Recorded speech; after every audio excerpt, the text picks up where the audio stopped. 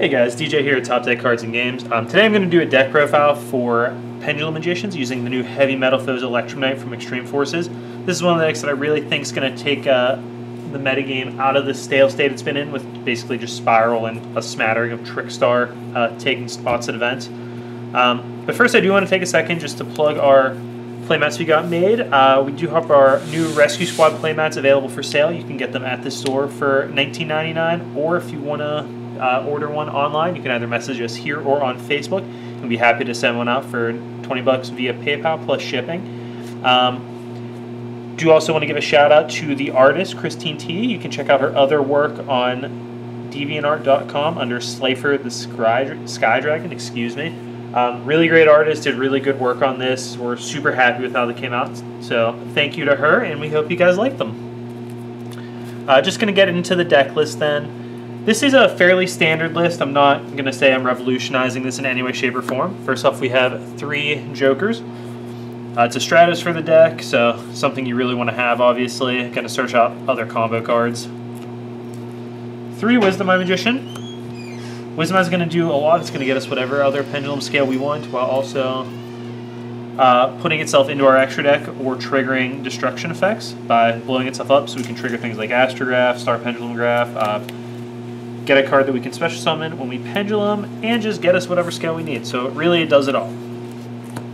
3 Double Iris. It's the best high scale we can play. It's tutorable with Duelist Alliance. When it's destroyed, it gets us our Spell and Trap card, our Time and Star Pendulum Graphs. Just overall really important card for the deck. 3 Purple Poison Magician.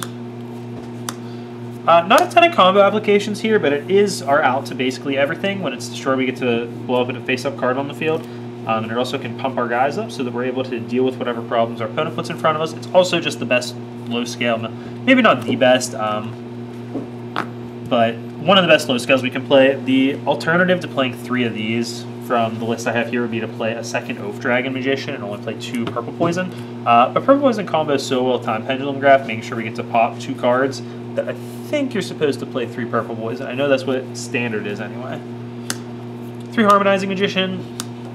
We always want to pendulum this card, that we were able to get our White Fang Magician as well and go off by making some Omegas, do some things like that. Just a really powerful card. It's going to always let us make either rank 4s or blanks, synchros, whatever you want to do. It's just going to do it for you. Also a high scale, so we're good to go on those. Next we have 3 Astrograph Sorcerers.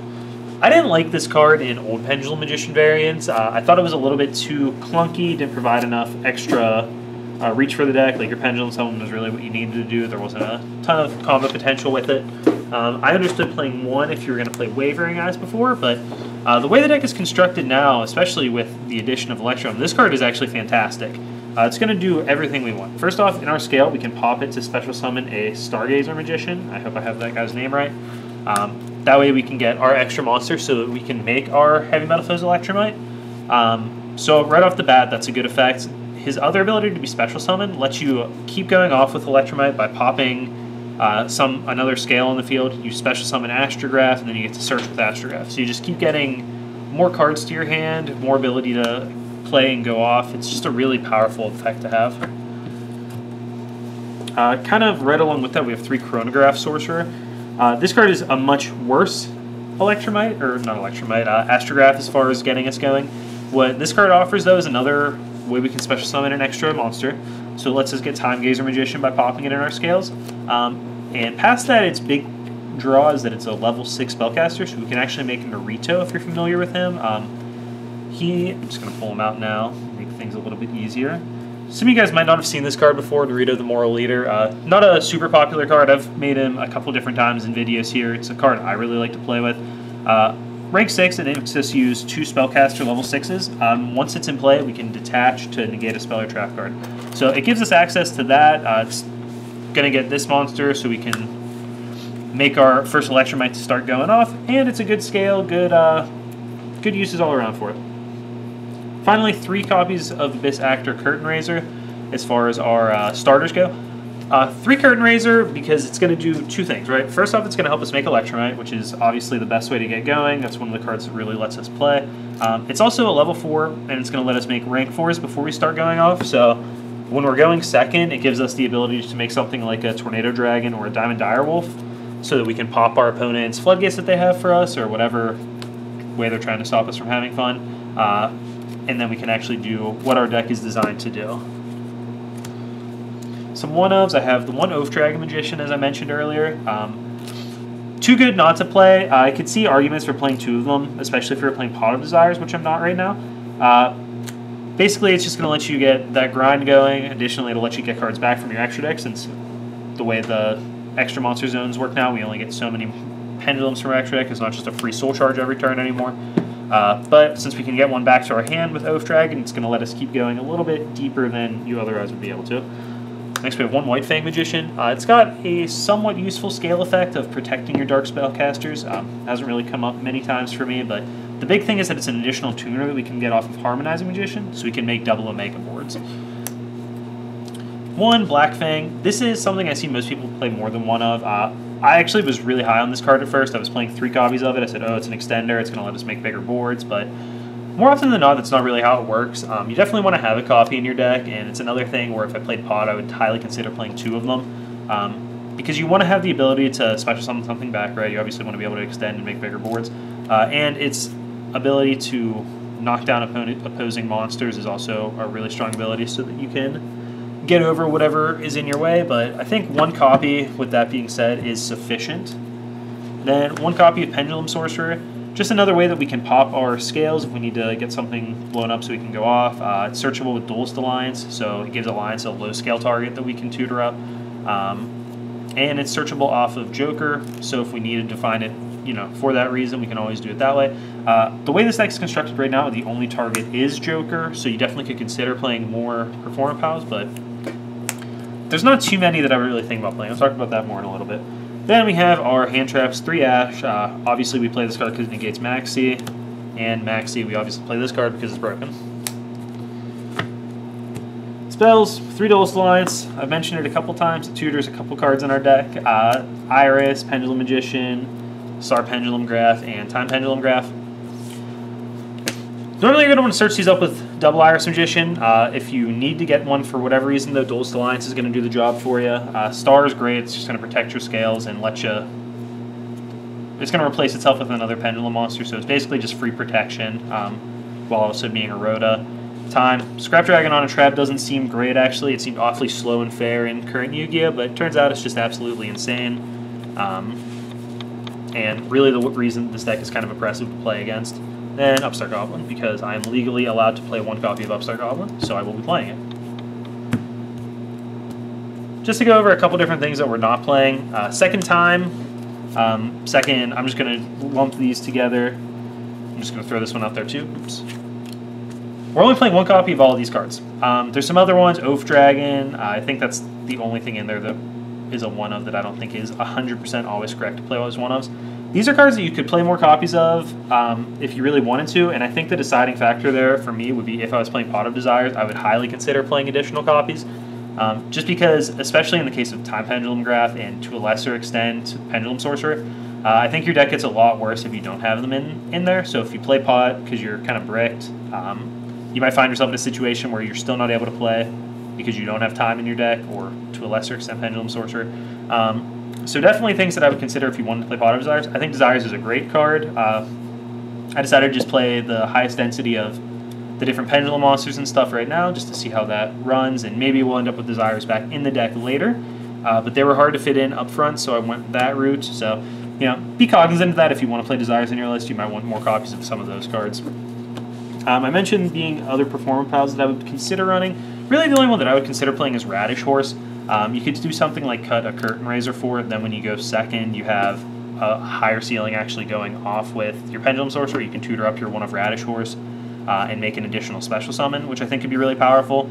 You have a lot of ways already to go off when you're going first, so maybe this would be a really low-risk, high-reward addition to the deck. Plus you get an extra search off Pendulum Sorcerer, which could be great. Sometimes you want to blow up more things and search something other than Jokers.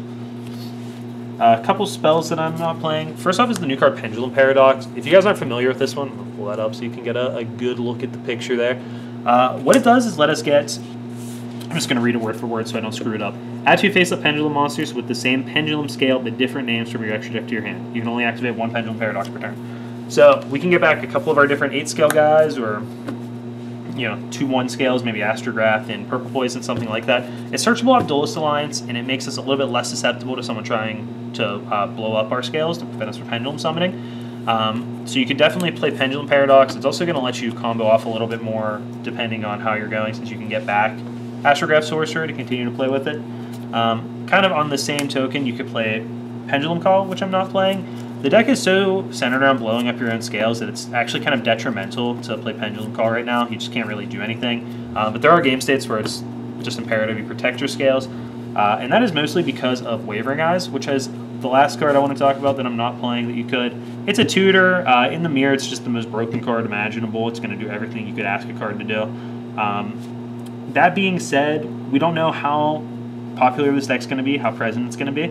If it's got a high enough metagame share, it makes sense to main Wavering Eyes. For the time being, I'm just going to sideboard them. If everybody is playing Wavering Eyes, it may make sense to play Pendulum Call so you can play around it.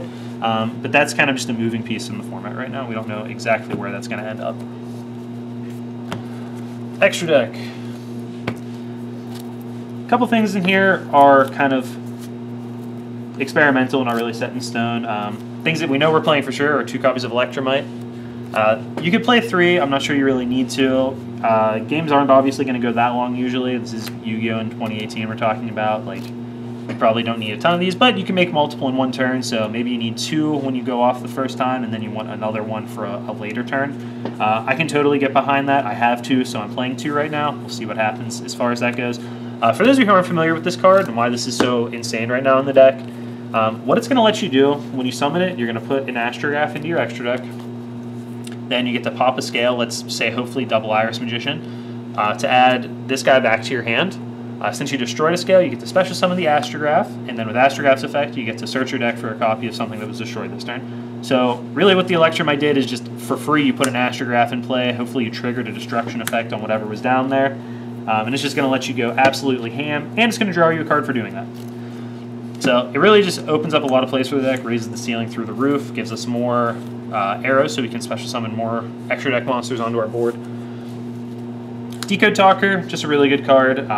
Not much to say about it. I think you're all familiar with it by now. I have a Skull Dread in here right now, another new card that really is in here because it says draw 4, and from my experience playing Yu-Gi-Oh!, if you draw 4 cards, you probably have won the game. Yeah, I know we have to put some of them back, but it's also got a mini Firewall effect and a deck that can't trigger Firewall super well, so we can use this to special summon an extra monster, get our mini Firewall off, maybe special an extra tuner so we can make a play. Hopefully we're going to make it and draw a bunch of cards or pump our team. It might suck, and if it does, you can just pretend it's Borlow Dragon, but drawing 4 cards is too cool for me to pass up on at least trying. 2 copies of Omega. I really wanted this to be 3, but I just couldn't justify it. It's too hard to make 3 of them at any given time. It is not too hard to make 2 of them at any given time, though. And the cool thing with Omega decks, and one of the reasons I'm really high on it, is that when you're going first in Yu-Gi-Oh! Right now, like, you always have to be cognizant that you might get evenly matched, which just sucks. You kind of just lose the game a lot of the time because you lose everything, and that sucks. When you're playing an Omega deck, you get to take a bunch of cards out of their hand, and then you get a bunch of 2800 meters back. So, like, yeah, they evenly matched you, but do you really care? You have Omegas. Like, that's fine. Which is one of the things I really liked about this deck. And then our other synchro, I have 1 copy of Ignister. Just going to do a lot to clear the board out for us, as well as pop our scales if we need to make a play. I'm going to move these guys over now. Exceeds, we have Baguska, just the gold standard right now for turn 1 rank 4 protection plays. Just going to do everything to negate your opponent, force them to have a removal spell like the evenly matched. We have Time Star Magician. It's a way so we can put monsters into our graveyard if we needed to for anything. Maybe so we could trigger something like a Black Dragon thing, and also just tutors up pieces if we have a special combo card we need. Direwolf, like I mentioned earlier, going to work really well, especially with Curtain Raiser, so we can pop something and still have our extra deck spot so we can make Electromite. Also have Tornado Dragon, so we can deal with different floodgates in an extended game, maybe blow up multiple things, or pop one of our own scales to get an effect off. Naruto, just a strong card to lock up the game, prevent our opponent's spells. Then we have Odd Eyes Absolutes and Vortex Dragon, which we're going to try to use these guys. Basically, we're going to overlay 2 Astrographs for Absolutes, then send him away for a link, maybe make Decode Talker, and then special Vortex Dragon off of that, so we get another negate or bounce. Then last thing, Supreme King Dragon, Starving Venom. Just a lot of utility here since it gets to copy another monster's effect. It can be whatever you need it to be, which is really powerful, obviously. The biggest things I've done with it are get a second Ignister ability if we need to clear the board out, or just make it an extra copy of Omega. So really a powerful card. You make it just by sending 2 Dark Pendulums to your graveyard, and that's obviously not hard in a deck like this. So that's how I'm building Pendulum Magicians right now. There is room for activity in there. Definitely some other changes you could make in the extra deck as well. Just different level 8 synchros. Maybe you want to play something like Hope Harbinger. I already mentioned the Borreload. So there's definitely room for changes. I don't think that this is anywhere close to a solved list or a solved deck, but it's pretty standard, and I like it as a starting point. So, you guys can take that and run with it. If you have any questions, comments, or just want to talk about the deck, let me know down below in the comments. I'm really going to try my hardest to keep on top of them this time. So hopefully we can get some good discussion going. Thanks again for watching, guys. One more Yu-Gi-Oh! Coming soon.